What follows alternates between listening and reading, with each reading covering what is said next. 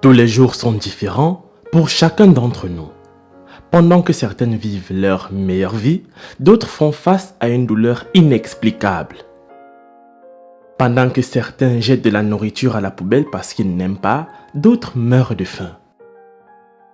Aujourd'hui les amis, nous vous racontons l'histoire d'une dame qui a passé 17 ans à pourrir à l'intérieur de sa maison. Elle traverse une terrible douleur et elle est toujours en train de crier, couchée à l'intérieur de cette maison et est prise en charge par son mari.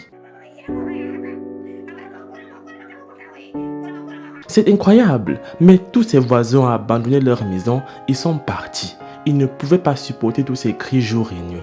Ils ne pouvaient pas dormir et c'est la raison pour laquelle ils ont abandonné leur maison et sont allés chercher un meilleur endroit plus calme ailleurs.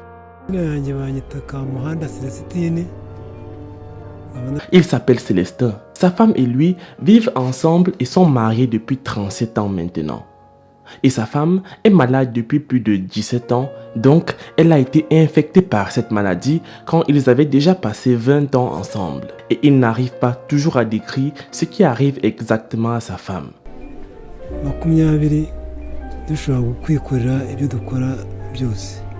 Ils ont essayé de la faire traiter dans tous les hôpitaux locaux, mais ça n'a pas donné. Il a vendu sa maison pour sauver sa femme, mais les médecins n'ont pu rien faire pour la guérir.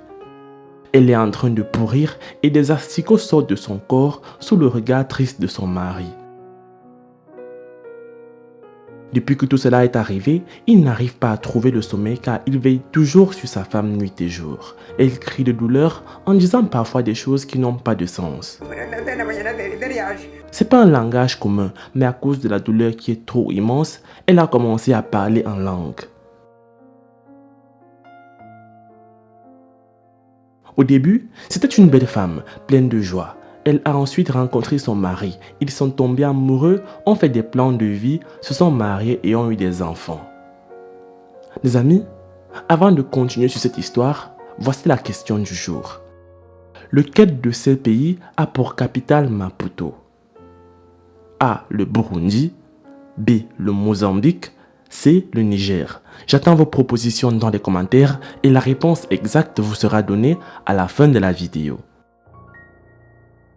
C'était joyeux, tellement bien au début, mais très vite cela a tourné en un véritable cauchemar.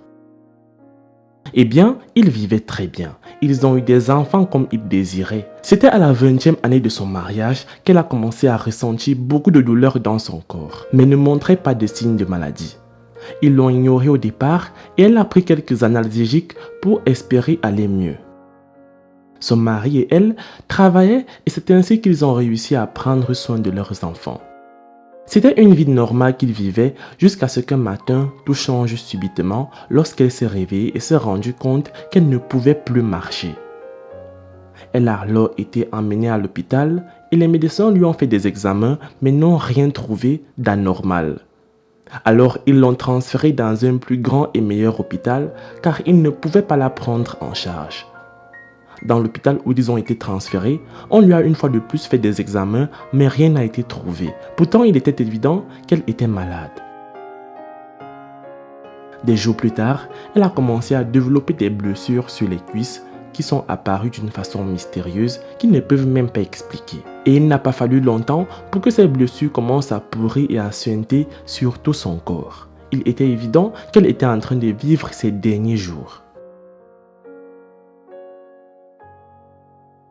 Honnêtement, l'hôpital où ils ont été transférés était très loin dans la ville. Se déplacer là-bas, payer les factures d'hôpital et trouver de quoi manger était trop cher. Mais il devait trouver tous les moyens d'avoir cet argent s'il ne voulait pas perdre sa femme.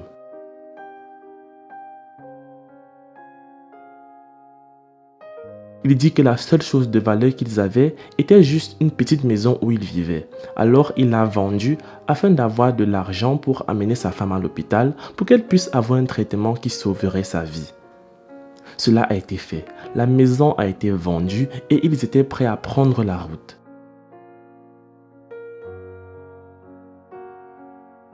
Ils sont arrivés en ville et ont rencontré les médecins.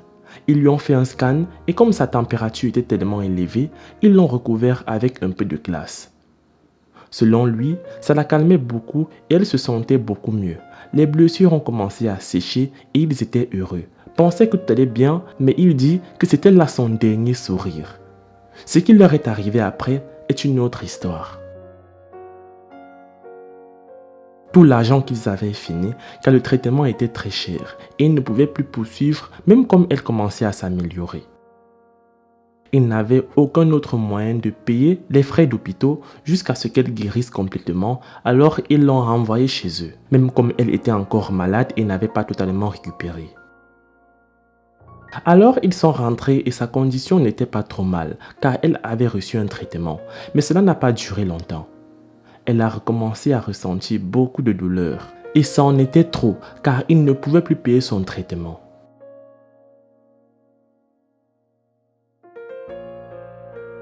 Elle passe son temps à crier et à parler en langue et elle vit comme ça jour et nuit. Ses voisins n'arrivaient plus à supporter cela et à dormir à cause de ses cris dans la nuit. Ils ont pris leurs bagages, ont mis les cadenas sur la porte et sont allés chercher un endroit qui était calme. Ils ne pouvaient plus supporter cette vie. Ils reviendront peut-être quand elle va mourir ou alors quand elle va aller à l'hôpital pour se faire soigner.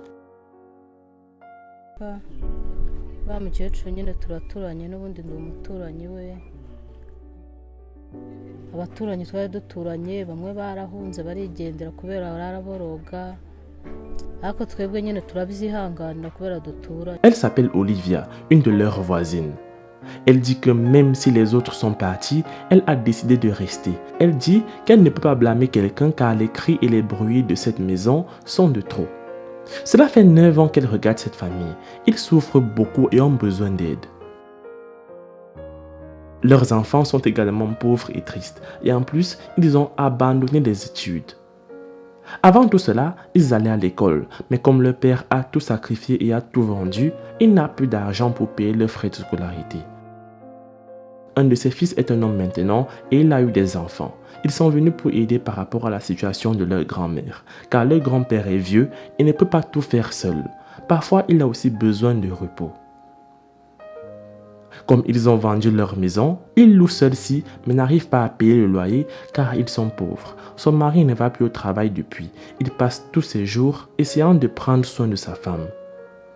Il demande de l'aide pour que sa femme puisse avoir un traitement complet et ses fonds seront versés via GoFundMe, un lien qui se trouve dans la description de cette vidéo. Les amis, c'est la fin de cette vidéo. La réponse à la question du jour était le Mozambique. Laisse un like si tu as trouvé. Moi, je vous laisse et surtout on se prend pour la prochaine fois.